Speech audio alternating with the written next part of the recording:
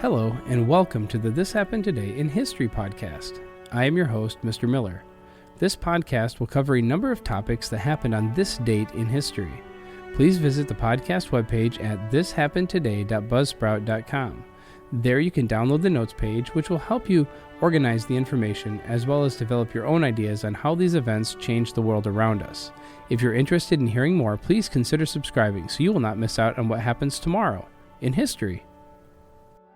Today is April 8th. In 1904, Long Acre Square in Manhattan, New York was renamed Times Square.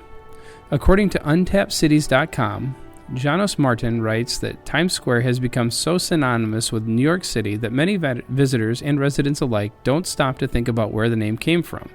This origin story goes back 118 years to April 8th of 1904, when Mayor George McClellan renamed Long Acre Square for the Proud newspaper that had just been relocated to the block. The name Long Acre Square dated back to the 1870s when the Uptown Carriage Hub was named after Long Acre Square in London, where carriages similarly congregated. Long Acre was at the heart of a neighborhood broadly known as the Tenderloin, or Satan's Circus. In 1901, the area from 37th to 47th Street, from 5th Avenue to 8th Avenue, was home to 132 brothels and at least as many saloons. On the less shady side of things, Oscar Hammerstein had built a multi-theater entertainment complex there called the Olympia. Sounds like a wild scene. Throughout the 19th century, newspapers had been housed quite comfortably on Park Row, also called Newspaper Row, across from City Hall. During the 1890s, the main rivalry was between the New York World, run by Joseph Pulitzer, and Williams Randolph Hearst's New York Journal, as discussed in the Murder of the Century book review. The World, full of swagger, erected the first building taller than Trinity Church in New York City. In fact, the largest building in the world from 1890 to 1894. At the same time, the New York Herald made moves, setting up a spectacular building uptown at 34th Street, which persuaded the city to rename Herald Square. The New York Times, which had always been respectable, though not dominant, was acquired by Adolph Auch in 1896 and was really starting to take off. Auch needed a domain of his own. The New York Times purchased the Pabst Hotel, which is what it sounds like, between 42nd and 43rd, straddling Broadway and 7th Avenue, and tore it down to build their fancy new office tower. Mayor George McClellan, perhaps best known for excitedly seizing and refusing to relinquish the reins during New York City's inaugural subway ride later in 1904, presided over the April 8th renaming ceremony. Woe be it for me to question Wikipedia, but it gets what happened next a little jumbled.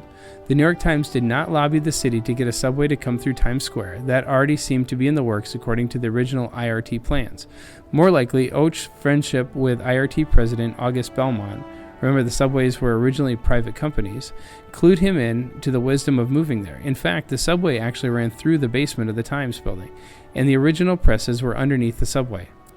In a humble brag cover story on April 9th, the Times explained the renaming, citing the confusion of a subway stop named 42nd Street, or Broadway, of course. The subway stop could have been named Long Acre Square, which would have been just abundantly clear. Ultimately, it seemed that Auch got an assist from Belmont and McClellan. For all the hoopla surrounding the Times moving to the completed new building in 1905, their run at that spot was not long. They were there long enough to throw the first Times Square New Year's party that December, followed shortly by the first ball drop a few years later. In 1913, the Times moved to its current location around the way. Times Square became a glamorous tourist destination replete with fine hotels and top theater. The rest is history, and history for another time. In 1935, President Franklin Delano Roosevelt authorized almost $5 million to implement a work relief program on this day. Hoping to lift the country out of the crippling Great Depression, Congress allowed the president to use the funds at his discretion. The act was unprecedented and remains the largest system of public assistance relief programs in the nation's history. One of the most notable federal agencies FDR created was the Emergency Relief Appropriation Act, was a Works Progress Administration, one of several New Deal programs FDR hoped would relieve the chronic and widespread unemployment citizens faced during the Depression. While FDR believed in the elementary principles of justice and fairness, he also expressed disdain for doling out welfare to able workers. The WPA, the Public Works Administration, and other federal assistance programs created by the Act put Americans to work in return for temporary financial assistance.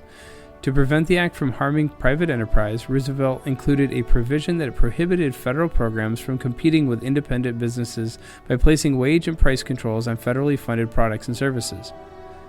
Workers with the WPA built highways, schools, hospitals, airports, and playgrounds. They even restored theaters, such as the Dock Street Theater in Charleston, South Carolina, and built a ski lodge at Oregon's Mount Hood.